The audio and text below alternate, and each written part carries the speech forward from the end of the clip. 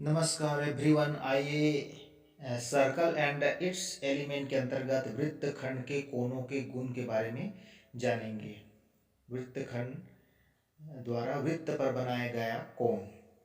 एक वृत्त है देखिए, और इस वृत्त पर ए बी एक चाप है, और इस चाप द्वारा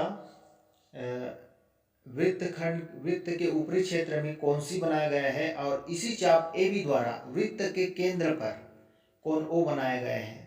तो यहाँ पर हम देखते हैं कि कोण ए ओ बी को नापते हैं और कोण ए सी बी को नापते हैं, तो कोण ओ बराबर 2 गुणित कोण सी, यानी कि केंद्र का आधा ऊपर होता है। इससे स्पष्ट है कि वृत्त में किसी चाप द्वारा शेष वृत्तखंड के किसी बिंदु पर अंतरित कोण उसी चाप द्वारा केंद्र पर बने कोण का आधा होता है, अर्थात कोण सी का 2 गुना कोण ओ होगा, या कोण ओ का आधा कोण सी होगा।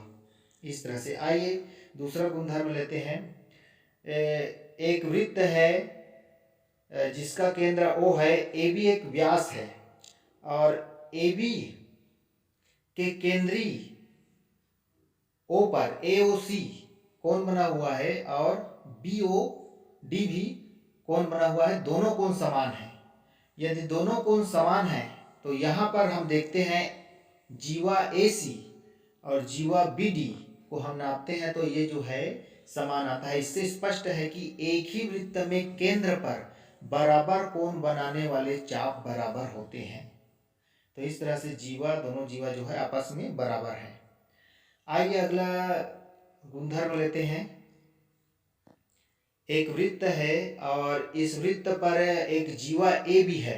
वृत्त का केंद्र ओ है। यहाँ पर ओ से जीवा पर लंब डाला गया है ओ एम। तो हम यहाँ पर देखते हैं कि ए एम और बी एम जो है 2 बराबर भागों में विभाजित हो जाता है। तो इससे स्पष्ट है कि वृत्त के केंद्र से जीवा पर डाला गया लंब जीवा को समद्विभाजित करता है। आइए इसी का विपरीत लेते हैं। एक वृत्त है जिसका केंद्र ओ है, ए बी का मध्य बिंदु एम है, एम से केंद्र ओ को मिलाया गया है। तो ओ एम जो है यहाँ पर ए बी पर लंब होता है। इससे स्पष्ट है कि वृत्त की जीवा के मध्य बिंदु को केंद्र से मिलाने वाली रेखा जीवा पर लंब होती है। तो यहाँ पर ओ एम लंब ए बी है। तो इस तरह से हम आसानी से सभी गुणधर्मों को समझ सकते हैं। आइए कुछ प्रश्न लेते हैं जिससे और आसानी से हम समझ जाएंगे।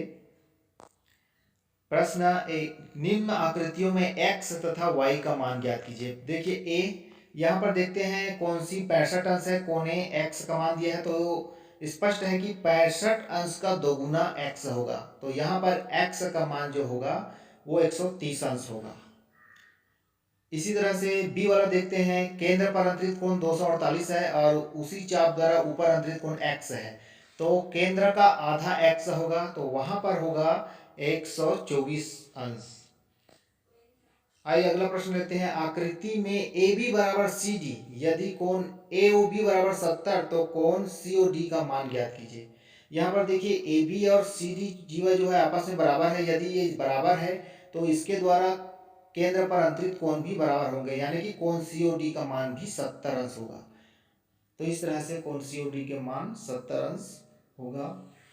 अगला प्रश्न है, आकृति ओ एम लंब पी क्यू, यदि पी क्यू बराबर 8 सेंटीमीटर हो तो पी एम और एम क्यू का मान ज्ञात कीजिए। देखिए यहाँ पर ओ से पी क्यू पर लंब डाला गया है, और यदि लंब डालता है तो पी क्यू को 2 बराबर भागों में विभाजित करेगा।